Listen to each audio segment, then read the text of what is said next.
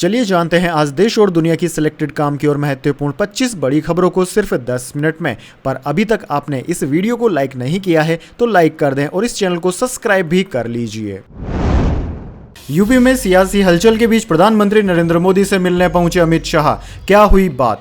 जी हां दोस्तों, यूपी में सियासी हलचल के बीच बड़ी खबर सामने आई है। दरअसल दोस्तों, गृह मंत्री अमित शाह बुधवार दोपहर प्रधानमंत्री मोदी से मिलने पहुंचे। दोनों के बीच क्या बातचीत होगी, इस पर कोई जानकारी शेयर नहीं की गई है। इससे पहले दोस्तों, यूपी के डिप्टी सीएम केशव प्रसाद मौर्य ने बीजेपी अध्यक्ष जेपी नड्डा से करीब 1 घंटे तक मुलाकात की थी। जैसे ही बैठक खत्म हुई, जेपी नड्डा ने यूपी बीजेपी अध्यक्ष भूपेंद्र चौधरी के साथ भी बैठक की। वहीं बुधवार को भूपेंद्र चौधरी ने प्रधानमंत्री मोदी से भी मुलाकात की थी। दोस्तों, आपको बता दें, यूपी के मुख्यमंत्री योगी आदित्यनाथ आगामी उपचुनाव की तैयारी में जुटे हुए हैं। उन्होंने बुधवार सुबह पार्टी नेताओं और मंत्रियों के साथ बैठक की। हालांकि इस बैठक में दोनों उप मुख्यमंत्री नहीं थे। दोस्तों, कयास लगाए जा रहे हैं कि यूपी में सब कुछ ठीक नहीं चल रहा है। हो सकता है आने वाले कुछ दिनों में योगी आदित्यनाथ यूपी का सीएम पद भी खो सकते हैं। वैसे दोस्तों, कमेंट करके बताइए आप यूपी के सीएम पद पर किस नेता को बैठते हुए देखना चाहते हैं। चलिए दोस्तों, जान लेते हैं अगली खबर।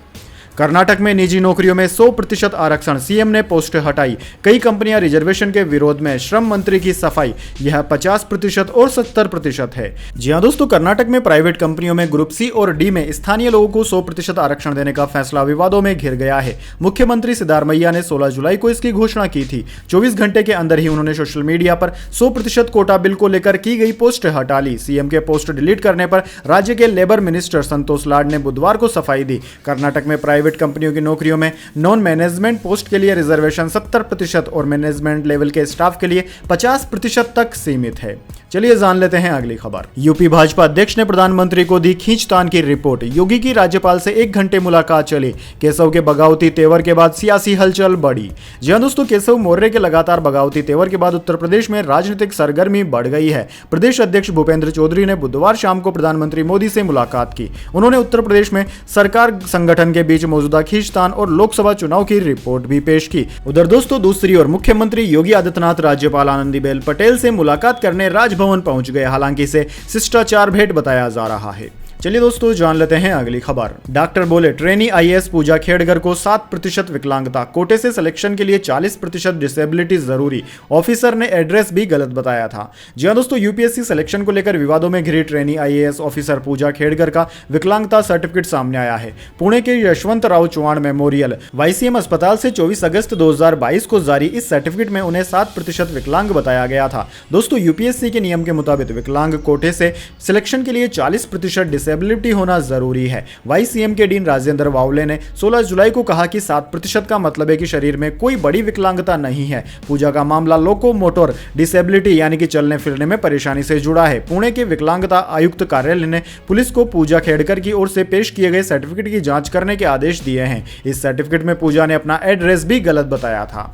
चलिए दोस्तों, जान लेते हैं अगली खबर। अग्निवीर पर हरियाणा सरकार का बड़ा ऐलान, पुलिस की नौकरी में मिलेगा 10% आरक्षण।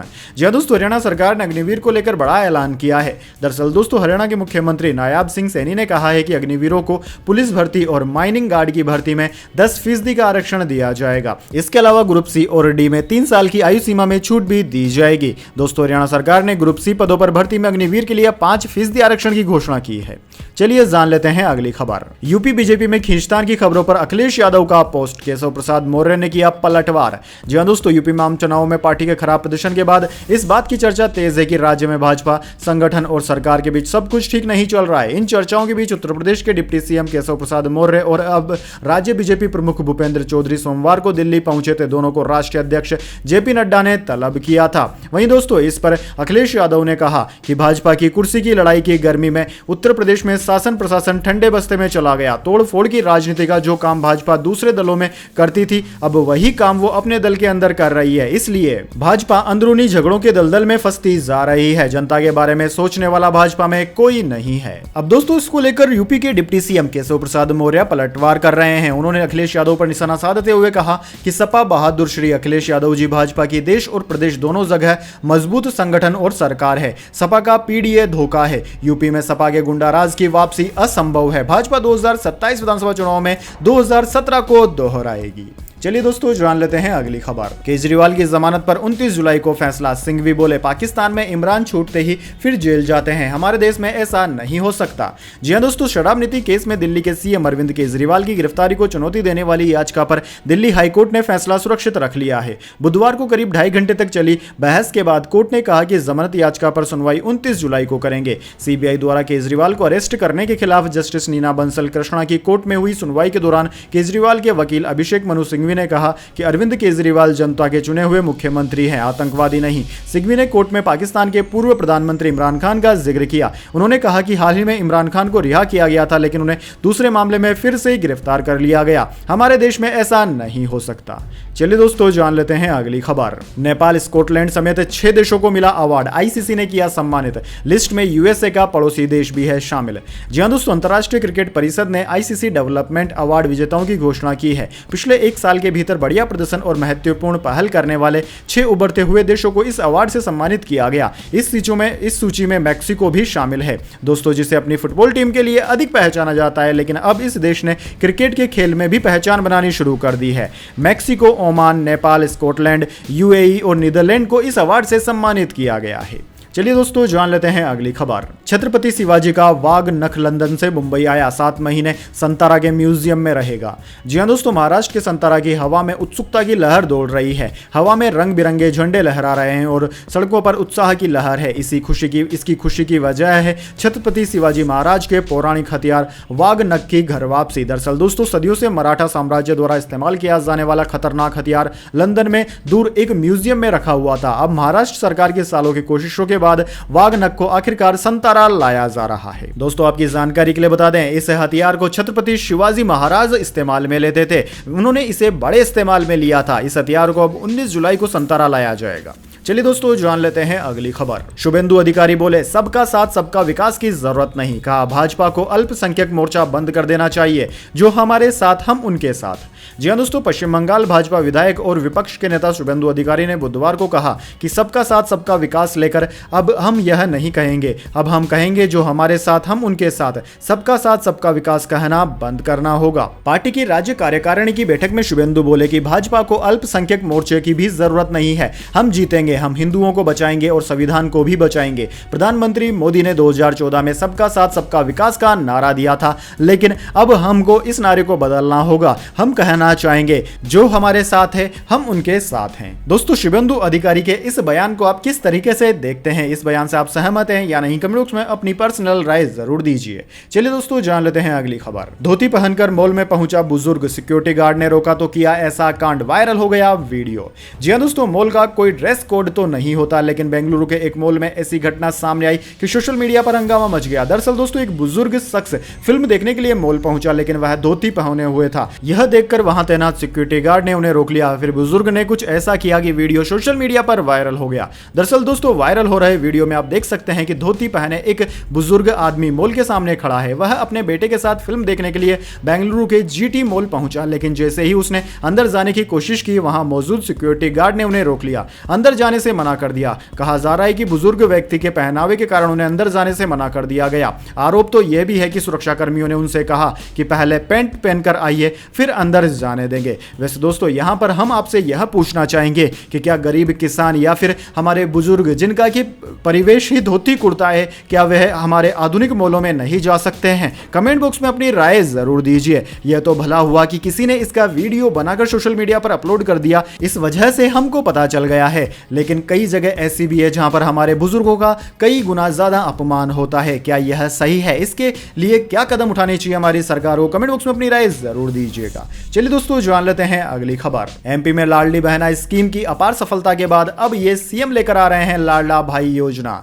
जी हां दोस्तों, महाराष्ट्र में इस साल विधानसभा चुनाव होने वाले हैं और मुख्यमंत्री एकनाथ शिंदे की इस घोषणा को इसी से जोड़कर देखा जा रहा है। दरअसल दोस्तों लोकसभा चुनाव में बीजेपी, शिवसेना और एनसीपी के सत्तारूढ़ महायुति गठबंधन का प्रदर्शन निराशाजनक निराशाजनक रहा था। इसके पीछे युवाओं में बेरोजगारी को लेकर बढ़ती नाराजगी को मुख्य वजह बताया गया था। अब दोस्तों इन बेरोजगार युवाओं का वोट हासिल करने के लिए महाराष्ट्र के मुख्यमंत्री एक नई योजना लेकर आए हैं जिसका नाम है लाडला भाई योजना। दोस्तों लाडला भाई योजना के तहत 12वीं पास करने वाले युवाओं को 6,000 रुपए प्रति माह दिए जाएंगे। इस योजना के तहत डिप्लोमा करने वाले युवाओं को 8,000 रुपए प्रति माह दिए जाएंगे। वहीं ग्रेजुएट युवाओं को 10,000 रुपए प्रति माह दिए जाएंगे। चलिए दोस्तों जान लेते हैं इसके बाद अगली बड़ी खबर। गेमिंग कंपनी नजारा टेक्नोलॉजीज की 2 सब्सिडरी को मिला 1120 करोड़ रुपए के जीएसटी डिमांड का नोटिस।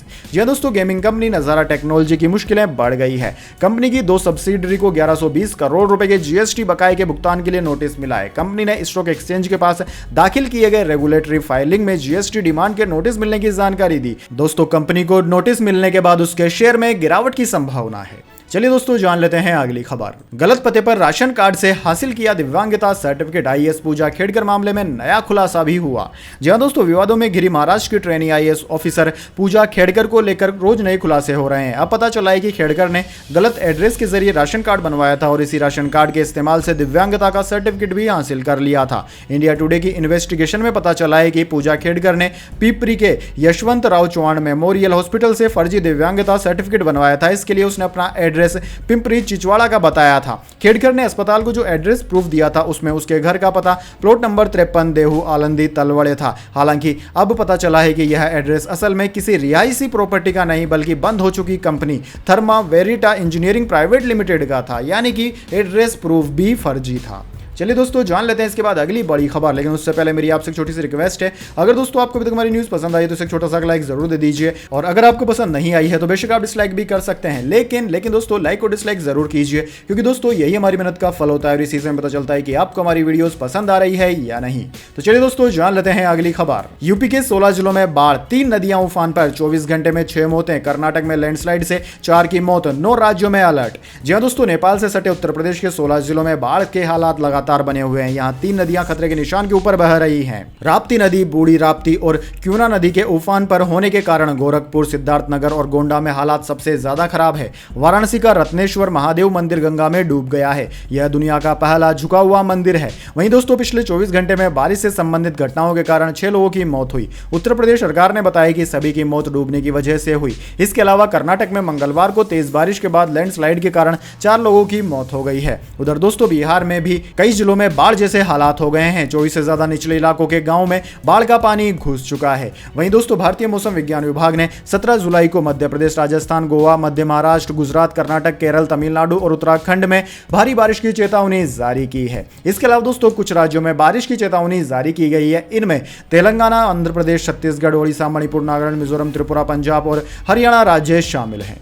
चलिए दोस्तों जान लेते हैं अगली खबर। शुभमन शिवम सुंदर का कमाल, किसी ने 35 तो किसी ने 36 स्थान की लगाई छलांग, आईसीसी रैंकिंग में छाए।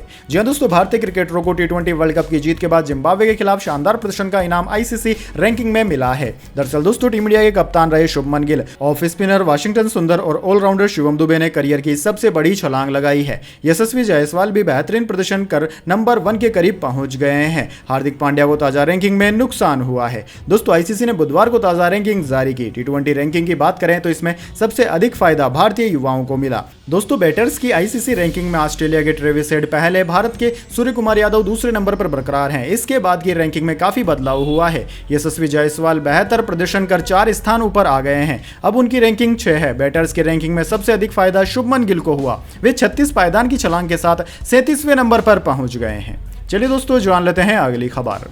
हाथरस के बाद लापता भोले बाबा अपने गांव पहुंचे, वकील एपी सिंह बोले अब यहीं पर स्वास्थ्य लाभ लेंगे। जी हां दोस्तों उत्तर प्रदेश के हाथरस में हुए हादसे के बाद से नारायण सरकार उर्फ भोले बाबा उर्फ सूरजपाल गायब है। कई दिनों बाद एक वीडियो जारी करके उन्होंने स्वयं को निर्दोष बताया था और हादसे पर दुख जताया था। यही नहीं, उन्होंने आरोप लगाया था कि कुछ लोगों ने भीड़ के बीच में आकर भगदड़ फैलाई। इतने दिनों से लगातार गायब भोले बाबा के आज यानी कि बुधवार 17 जुलाई को उत्तर प्रदेश में पटियाल के पास बहादुर नगर पहुंचने की खबर है। उनके वकील एपी सिंह ने इस संबंध में मीडिया को जानकारी दी।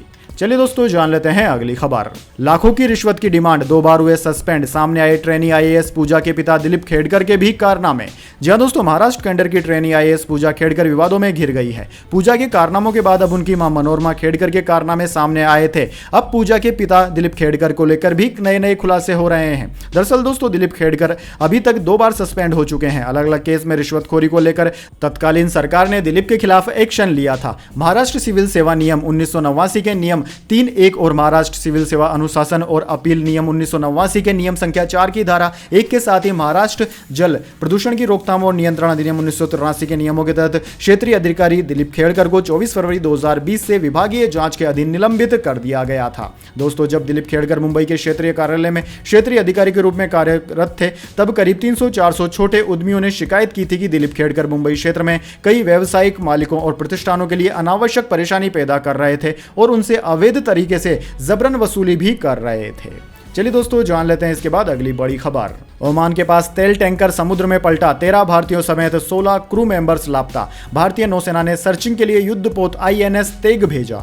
जी हां दोस्तों, ओमान के पास एक तेल टैंकर समुद्र में पलट गया। इस पर 13 भारतीय और 3 श्रीलंकाई समेत कुल 16 क्रू मेंबर्स सवार थे। ये सभी लापता हैं। घटना सोमवार की है। इस पर 13 भारतीयों के सवार होने की बात अब जाकर सामने आई है। ओमान के समुद्री सुरक्षा केंद्र ने मंगलवार को इसकी जानकारी दी। समुद्री सुरक्षा केंद्र के मुताबिक प्रेस्टीज फाल्कन नाम का तेल टैंकर दुबई के हमरिया पोर्ट से रवाना हुआ था। इस पर कोमोरोस का झंडा लगा हुआ था। यह यमन के अदन पोर्ट पर जा रहा था। डुम के पोर्ट टाउन के पास रासदग्रकाहा के करीब 46 किलोमीटर दूर दक्षिण पूर्व में तेल टैंकर पलट गया। क्रू मेंबर्स की तलाश में 2 दिन से सर्च और रेस्क्यू अभियान चलाया जा रहा है।